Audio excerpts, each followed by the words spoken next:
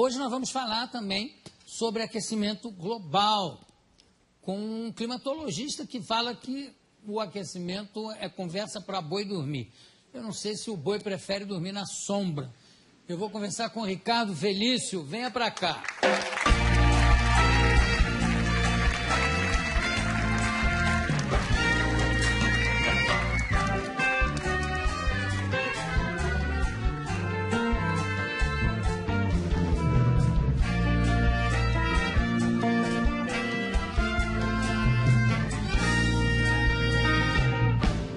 Bom, você é professor do Departamento de Geografia da USP. E o que é que você estuda especificamente? Climatologia, é isso? Climatologia antártica, do continente antártico, já há 20 anos. É só do continente antártico? É a minha especialidade, mas o resto também. Sim, não tem como separar. Claro. E você esteve na Antártida algumas vezes? 2 vezes já. O que você acha das teorias de que o aquecimento global está derretendo o gelo do continente? Começa que já nem é uma teoria, é só uma hipótese. Então ela não carece de prova científica. Então é isso que é o pior. Você tá... Não carece de prova? Não tem prova científica do aquecimento global. São 26 anos, na verdade são 3.000 anos que essa história já existe. Nossos pesquisadores da equipe da Climagel já foram buscando essa informação. Já se discutiu isso nas ágoras das póleis gregas. Se cortasse árvore ia mudar o clima do planeta. Na Grécia Antiga já se discutiu? No Senado Romano se faria ou não os aquedutos porque ia mudar o clima. E por aí foi. Até hoje nós estamos com essa historinha, a mesma coisa. O clima vai mudar, o homem mexe no planeta, não sei o quê, e não mexe nada. Mas é engraçado, tem relatos de uma civilização, não sei se é a Inca ou se é Azteca, aonde eles iam cortando florestas para usar essa madeira, inclusive para queimar essa madeira, com aquecimento, etc. E à medida, quando chegaram nas últimas árvores, que acabou a floresta, que a civilização também começou a cair, a entrar em decadência. Não tem nada a ver uma coisa com a outra. Você destruiu aqui, não tem uma consequência? Não pode ficar... Tem que tomar muito cuidado com isso, porque isso são ações locais e não são ações planetárias.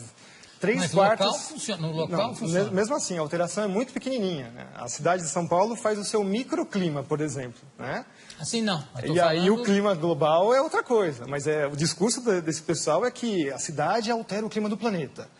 Portanto, a cidade tem que se adaptar à mudança do clima, que ela mesma fez. Mas espera aí, raciocínio circular, né?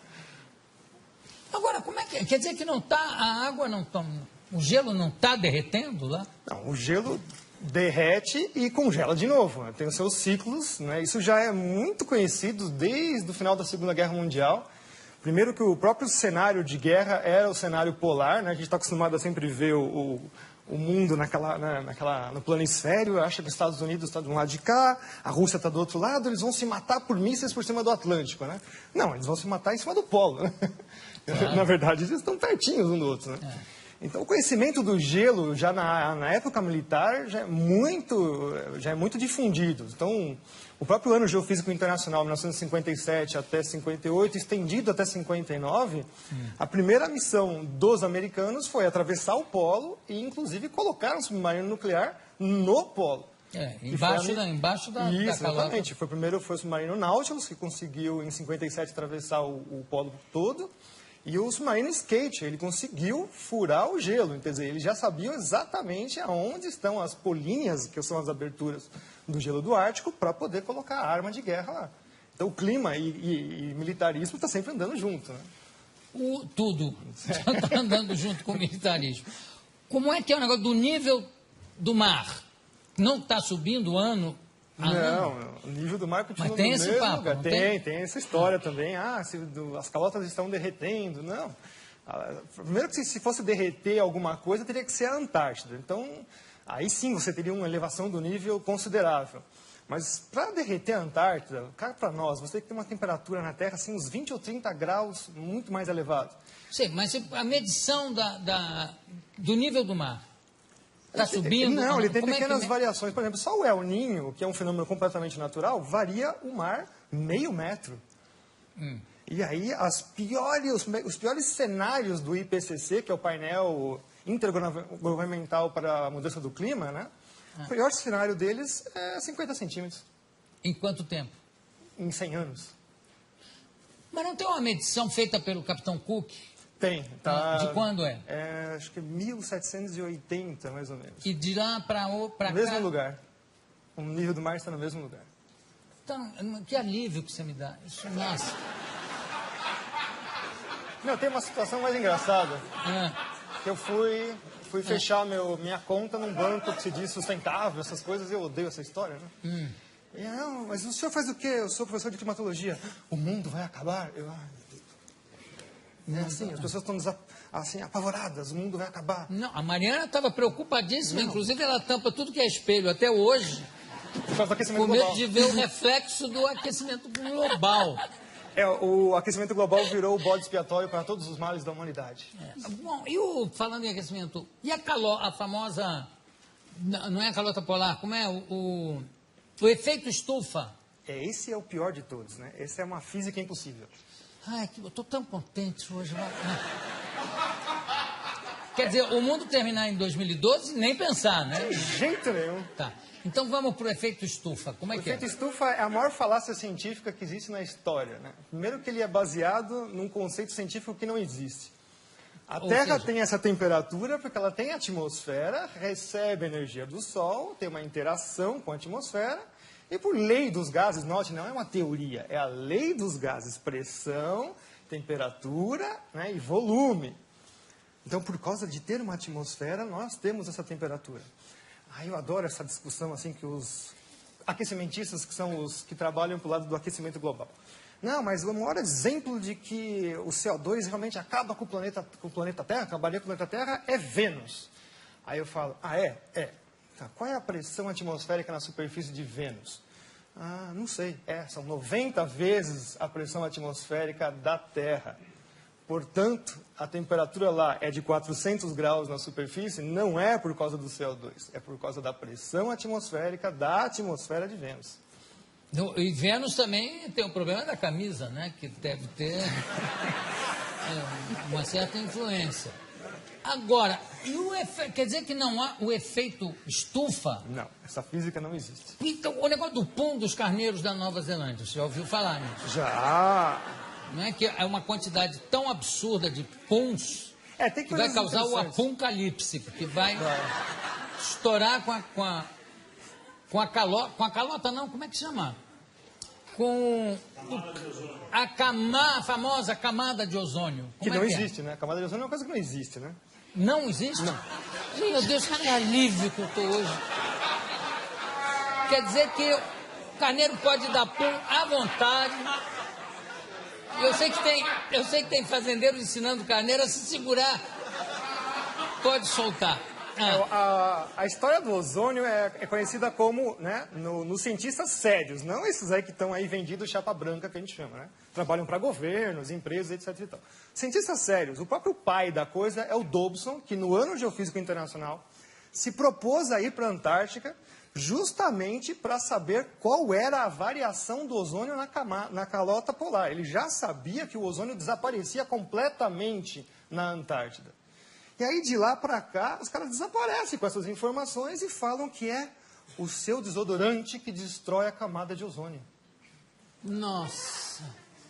Nunca mais eu pego um sujeito fedendo, que eu brigar com ele, para botar um desodorante, Aí, quando você vai ver o que acontece, é a quebra das patentes dos CFCs, os gases refrigerantes. Então, em 87, começam a terminar as patentes, elas começam a se tornar públicas, você não precisa mais pagar royalties para elas. Então, a indústria toda que detém essas patentes lança um substituto chamado HCFC, que é um organofluoroclorado como qualquer outro, mas custa, né, o CFC passa a custar $1,38 o quilo, o outro passa para $38 o quilo. Mas a grande vantagem é que ele não funciona em nenhuma das geladeiras anteriores, ar-condicionado e tudo mais. Então, é extremamente sustentável. Você tem que vender, jogar tudo fora e comprar tudo novo.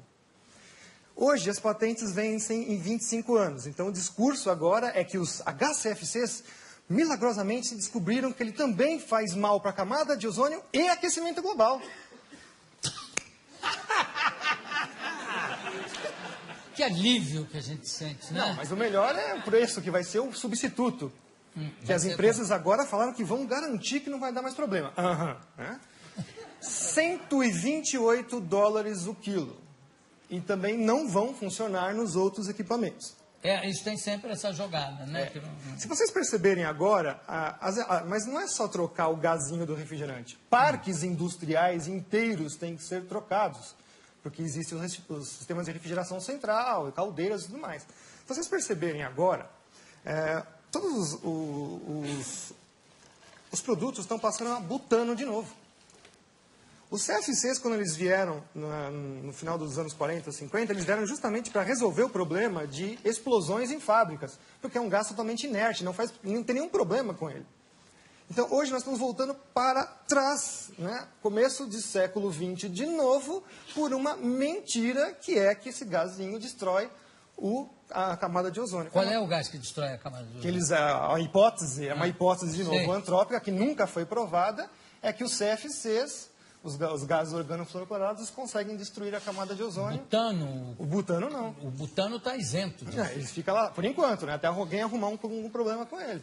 Tem uma coisa que me chama muita atenção, Ricardo, é que sempre que você vê o anúncio de um fenômeno astronômico, a queda de um meteoro, ou um fenômeno geográfico e físico, sempre é assim, a temperatura chegou a não sei quantos graus, que não acontecia desde 1920.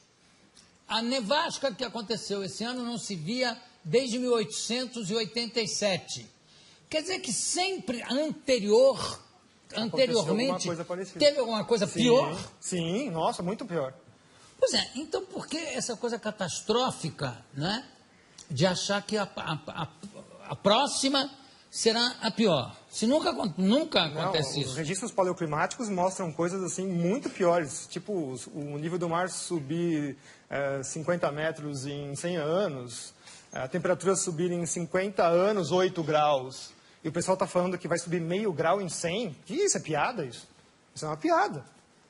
Olha, tem gente já querendo fazer pergunta ali na plateia, não é? Pode fazer, faça. Você disse que esse negócio do aquecimento global não tem nada a ver e tal.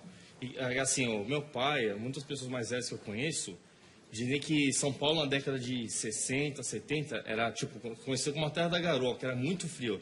E hoje, agora, você pega a época do verão, tá um baita calor, um calor insuportável. O que você pode explicar sobre isso? Isso daí é o efeito do clima no local, né? Então, isso não é um efeito global. O caso da garoa, por exemplo, nós tivemos um trabalho científico feito agora em 2009, 2010, mostrando que nos últimos 3 anos ela voltou com a mesma intensidade dos anos 30, 40. Então, na verdade, também a garoa é um fenômeno cíclico. O que carece hoje em dia muito é a observação. Nós temos pouca observação realmente dos fenômenos climáticos dentro da cidade. A gente até fala que é o clima citadino, na verdade, né? Em geral, nós temos também pouca observação. A partir dos anos 90, fechou-se estações meteorológicas no mundo inteiro. O próprio presidente Collor de Mello fechou diversas estações meteorológicas aqui no Brasil também. Então, a gente carece bastante de informação meteorológica in loco. Os satélites medem, mas sempre tem assim um problema de método, enfim, não é uma coisa tão fácil. A influência do desmatamento no clima global? Não existe. Não, infelizmente. Não existe? Não. E no clima local? Mais ou menos. Uma coisa que as pessoas também não sabem... Quer dizer, a Amazônia, então, não é o pulmão Não, do tem mundo? que tomar cuidado. Não, nunca foi. Nunca foi. Nunca foi. Essa teoria já foi derrubada nos anos 80. Já. Não são é nem os a oceanos. pleura, nada? Não, são os oceanos. Eu vou continuar aqui com o Ricardo Augusto, vou mais um bloco com ele, porque meu querido amigo, irmão, Juca de Oliveira, tem uma teoria que eu quero colocar aqui para o professor Ricardo para a gente debater. E também eu já vi que tem mais uma pessoa querendo fazer uma pergunta. Então, nós vamos abrir o próximo bloco com a pergunta dessa pessoa. Podemos continuar? O que vocês acham? Sim! Eu também acho. Vamos lá, por favor, Willem. Tenho aqui ao meu lado o professor Ricardo Augusto Felício, climatologista, estamos falando sobre clima. A gente fechou o último bloco falando, para minha desolação, que a Amazônia não é o pulmão do mundo. E não tem influência, o desmatamento não tem influência no clima? Tem que tomar cuidado com isso, porque quando eu falo isso, significa que eu estou autorizando a destruir a floresta. Não, de forma... Mas a gente tem que tomar cuidado, porque o aporte do ambientalismo é esse contra as pessoas que falam, negam a hipótese do aquecimento global. Né? Então, você mistura tudo dentro de um saco de gatos. Você fala, tá vendo? Esse cara está autorizando a gente destruir a floresta. Não, a Amazônia está lá, não é para ser destruída. Aliás, eu acho que nem é possível destruir a Amazônia, porque grande parte dela está plantada embaixo, quer dizer, é embaixo d'água, você para chegar na raiz seria, né? São 6.000 quilômetros desse novo aquífero que descobriram embaixo da Amazônia. Ganha do aquífero Guarani. Recentemente descoberto. Eu não faço ideia do que seja 6.000 quilômetros. Deve ser importantíssimo. Vai ter 6.000 quilômetros.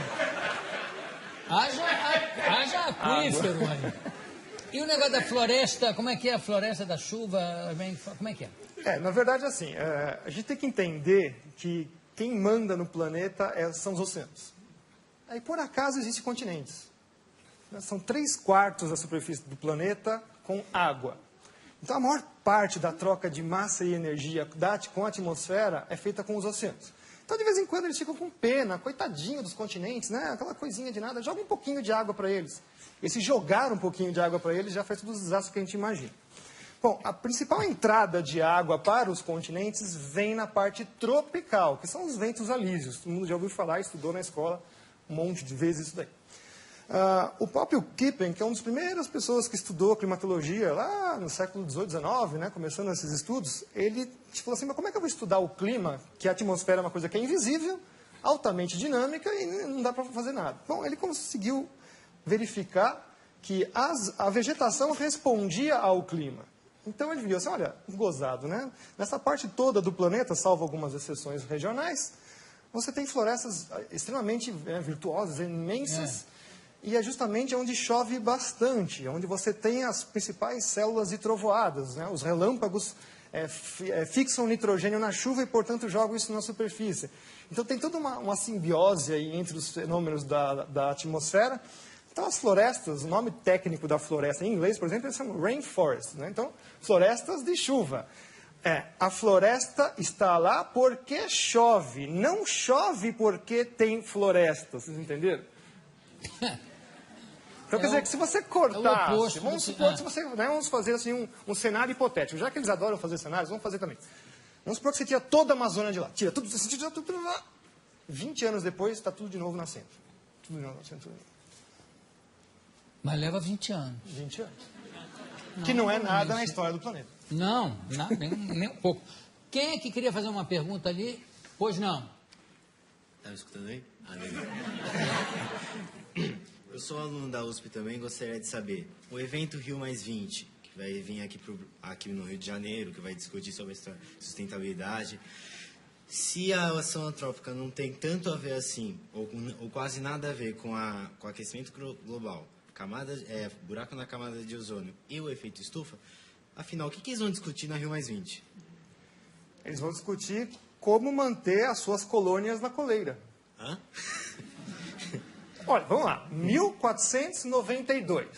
Chegam aqui e nos convenceram que nós precisávamos de espelhinhos para sobreviver. 1992. 500 anos exatamente, eles vêm com a história da Rio. Né? Todo esse negócio, o mundo está acabando, etc. e tal. Tem os precedentes disso. 1980, então começou com a historinha da camada de ozônio. 1987 se forma o primeiro painel intergovernamental chamado IOTP para a camada de ozônio. 87.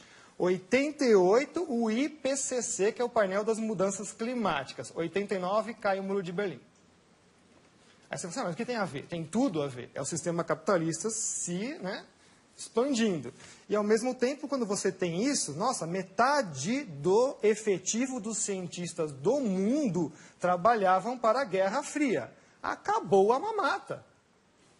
Se você for pegar o histórico desses cientistas que trabalham para o aquecimento global hoje, são os mesmos que trabalhavam para todos os desastres atômicos e nucleares e etc. e tal. Então, o que esses cientistas sabiam fazer? Cenários em computadores. Programo e faço cenários. Olha, você joga uma bomba nuclear aqui e faz isso. Eles só trocaram um negócio chamado guerra termonuclear global por aquecimento global.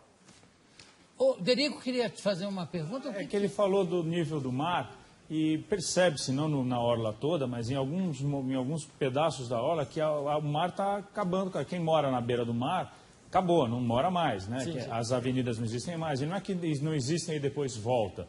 O mar pegou e acabou. Então, diminuiu-se a orla, né? Está se chegando, parece que a orla do Brasil está vindo para cá. Qual é o Não, isso é um fenômeno que já é estudado pela geomorfologia já há muito tempo, chamado, então, agradação e degradação. Então, a gente fala assim, a gente usa a palavra degradação achando, estamos destruindo o planeta. Não, o próprio planeta se mexe, ele vai mudando as suas formas. Então, o mar também faz os seus processos de agradação, formar praias, e degradação, ele também desfaz as praias. Isso é um processo natural também. E quando há um aterro, essa água vaza em outro lugar? Não. Você botou... Olha aí. Foi o Alex? Não. Foi você. O que houve, Alex? Fala. Aqui nada, senhor João. Hein? Lá atrás talvez, aqui nada. Já está meio tarde, ele já está arrumando as coisas para ir embora. Eu já não falei para você não fazer isso? Não estou prestando atenção, senhor João. Hein? Nem me mexi aqui. Não se mexeu, claro. Bom, desculpa. Essa imagem que eu fiz, que é absolutamente infantil, claro, de você aterrar aqui, o mar não se expande numa outra direção, em algum outro lugar? Não, a área é mínima, não tem como. Não tem influência nenhuma? Não. A influência, 99% da energia que está na superfície da Terra vem do Sol. 99%. 99,99% na verdade. A geotérmica é insignificante em frente ao extrato geográfico. Que é a casquinha do mas planeta. eu digo local, de repente... Não, mesmo assim, continua não sendo. O Sol, por exemplo, todo mundo fala assim, o Sol é uma constante. O Galileu quase foi para a fogueira, né? Quando ele começou a achar manchas no Sol. Eu acho que o Sol não é uma constante. E não é. O Sol tem seus ciclos, né, de alteração. O principal é de 11 anos. Então, 11 anos ele vai aumentando sua atividade e diminuindo. Então, mais ou menos 4 subindo, 7 descendo. E também tem outros ciclos de 90 anos, outros ciclos de 200. Então, agora, por exemplo, nós estamos entrando num período mais calmo do Sol, que vai até 2046. Então, se vocês estão pensando que vai ter aquecimento global, não, vai ter, mas na verdade é resfriamento. Que já está acontecendo, na verdade, desde 1998. O que? Um resfriamento? Já. As temperaturas, na verdade, já estão diminuindo. E a influência do Sol no nosso clima é total? Total, 100%. Aí depois você tem Lua, tem um pouco de Júpiter também e Saturno, mexendo em campos gravitacionais, mas o resto vai ser o Sol no primeiro escalão.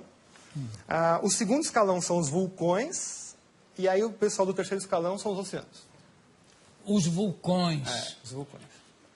Não tem a ver um pouco com a teoria do Juca? De repente o aquecimento dessa água, que realmente é um grande condutor, Não, de aquecer e pá! Causar um os tsunami? vulcões têm um problema ao contrário. A resposta deles é negativa, porque eles jogam cinzas vulcânicas na estratosfera, que seria a segunda principal camada da atmosfera. E aí não deixa a energia solar ir para a superfície.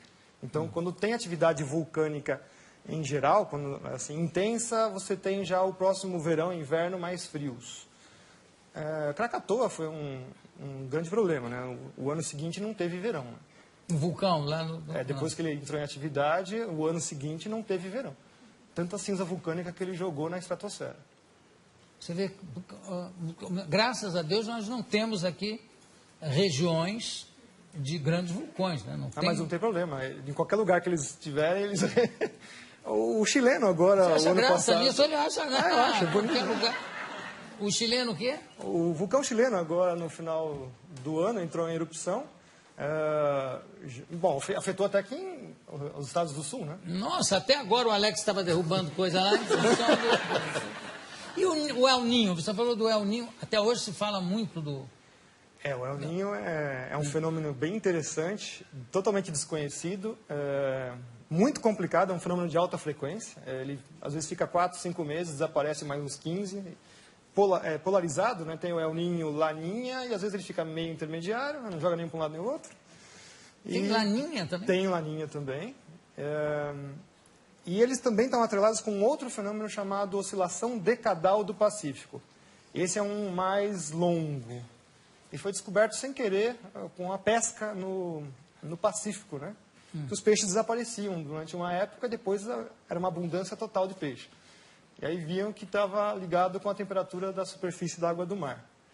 Então, o Pacífico ele tem uma polaridade de estar mais frio e mais quente, muito próxima à oscilação do Sol. E tinha que ser, né? A gente sempre esquece, o Pacífico é 1/3 do tamanho da Terra. 1/3 do tamanho da Terra é o Pacífico. Bom, eu acho que a gente vai dormir ou mais tranquilo ou mais preocupado depois da conversa aqui com o Ricardo Augusto Felício. Professor, muitíssimo obrigado pela sua presença. Obrigado a todos vocês aqui também. E daqui a pouco a gente volta.